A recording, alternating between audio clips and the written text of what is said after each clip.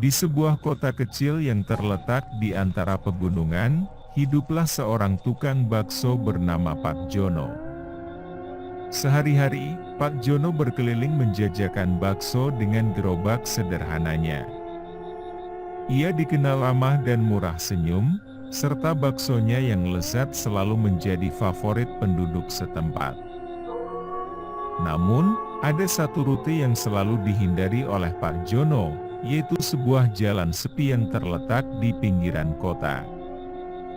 Jalan itu menghubungkan desa dengan pasar kota, tetapi terkenal angker karena banyak cerita mistis yang mengiringinya. Orang-orang mengatakan bahwa di jalan tersebut sering terjadi penampakan makhluk halus, terutama di malam hari. Namun, karena keadaannya yang mendesak, suatu malam Pak Jono terpaksa harus melewati jalan itu. Malam itu, gerimis turun membasahi kota. Pak Jono yang sedang berkeliling menjajakan bakso menyadari bahwa hari sudah larut, namun stok baksonya masih banyak.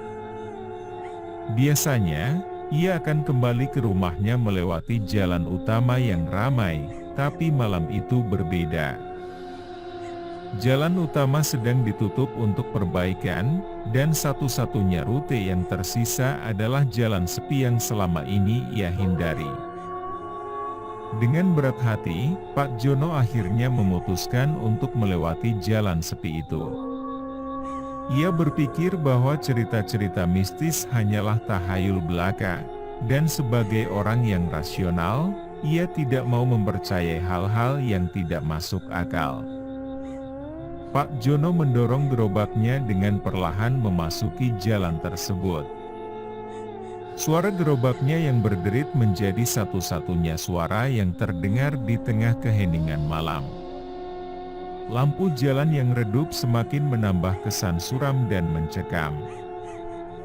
Saat baru setengah jalan, perasaan tidak nyaman mulai merayapi hati Pak Jono. Hawa dingin yang tidak biasa tiba-tiba menyelimuti tubuhnya, padahal gerimis sudah berhenti. Pak Jono berusaha menepis perasaan itu, mencoba berpikir positif. Namun, semakin dalam ia masuk ke jalan itu, semakin kuat rasa takut yang mulai merambat. Tiba-tiba, dari balik pepohonan yang gelap di pinggir jalan, Pak Jono mendengar suara langkah kaki yang berat dan menyeret. Ia menoleh, namun tidak melihat siapapun. Hanya bayangan pohon yang bergoyang tertiup angin. Jantungnya berdegup kencang, tapi ia tetap berusaha tenang. Pak Jono mempercepat langkahnya, berharap bisa segera keluar dari jalan angker. Namun, saat ia sudah hampir sampai di ujung jalan, sesuatu yang aneh terjadi. Gerobaknya mendadak terasa berat, seolah-olah ada yang menahannya. Pak Jono berhenti sejenak dan melihat ke belakang. Ia tidak melihat apa-apa, tetapi perasaan aneh itu semakin kuat. Dengan tangan yang sedikit gemetar, ia kembali mendorong gerobaknya, namun gerobaknya semakin berat seperti ditarik oleh sesuatu.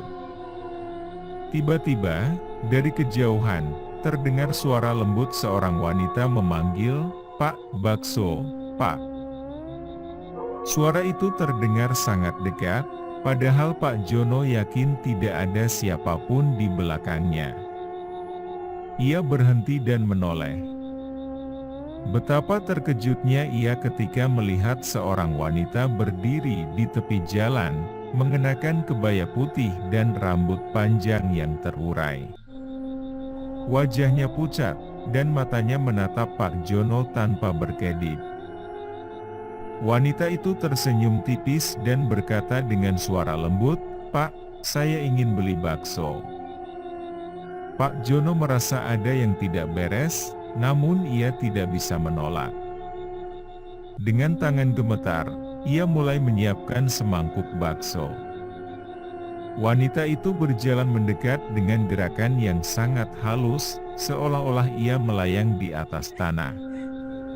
Pak Jono menyerahkan bakso yang sudah siap, dan wanita itu menerimanya dengan senyuman yang lebih lebar.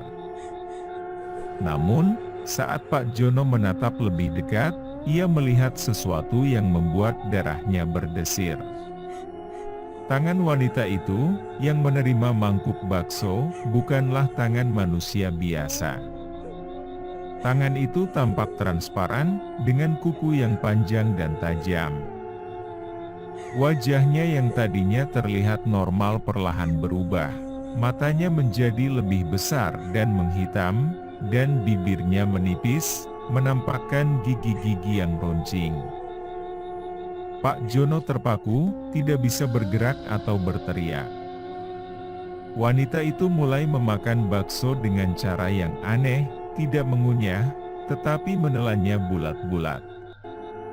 Suara mengerikan terdengar setiap kali bakso itu masuk ke mulutnya. Sadar bahwa kondisinya dalam bahaya, Pak Jono tiba-tiba terlepas dari rasa takut yang membelenggunya. Ia melepaskan gerobaknya dan mulai berlari sekuat tenaga, meninggalkan wanita itu di belakang. Namun, suara langkah kaki berat dan menyeret kembali terdengar, kali ini semakin dekat.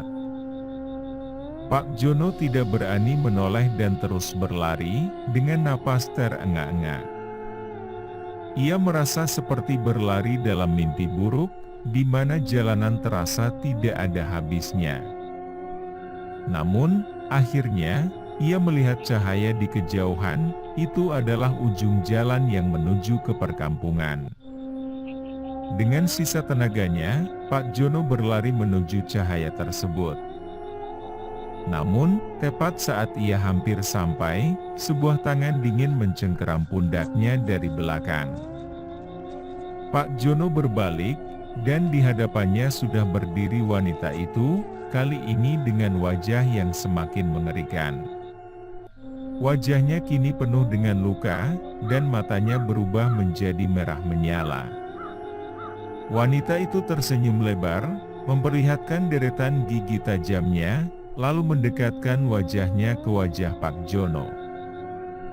"Terima kasih untuk baksonya, Pak," bisik wanita itu dengan suara yang menggema, seakan berasal dari banyak orang sekaligus. Pak Jono yang ketakutan terdiam kaku. Namun, tiba-tiba wanita itu menghilang begitu saja, meninggalkan Pak Jono yang terduduk di tanah, gemetar ketakutan. Suasana kembali sunyi, hanya suara angin malam yang terdengar. Setelah kejadian malam itu, Pak Jono ditemukan oleh warga desa yang kebetulan melewati jalan tersebut.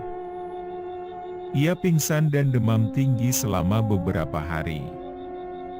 Ketika akhirnya sadar, Pak Jono menceritakan apa yang dialaminya, namun banyak orang yang tidak percaya. Mereka menganggap Pak Jono hanya berhalusinasi karena kelelahan.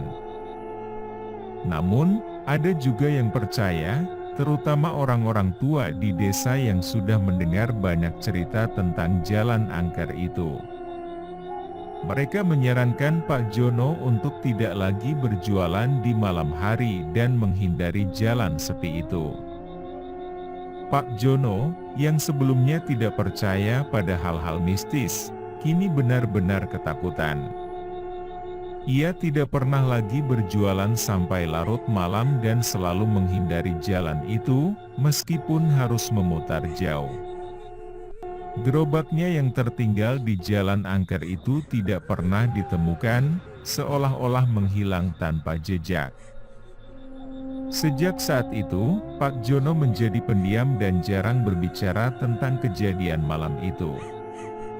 Namun, setiap kali ada orang yang berani menantang keberadaan makhluk halus di jalan angker tersebut, Pak Jono selalu mengingatkan mereka dengan serius, jangan pernah meremehkan apa yang tidak bisa kita lihat dengan mata. Malam itu, Saya melihatnya, dan saya tidak ingin ada yang mengalami apa yang saya alami."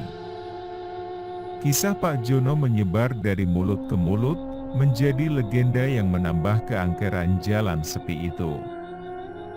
Hingga kini, jalan tersebut masih jarang dilewati, terutama di malam hari. Dan orang-orang yang nekat melintas, selalu merasakan ada sesuatu yang mengawasi dari kegelapan, sosok wanita dengan kebaya putih.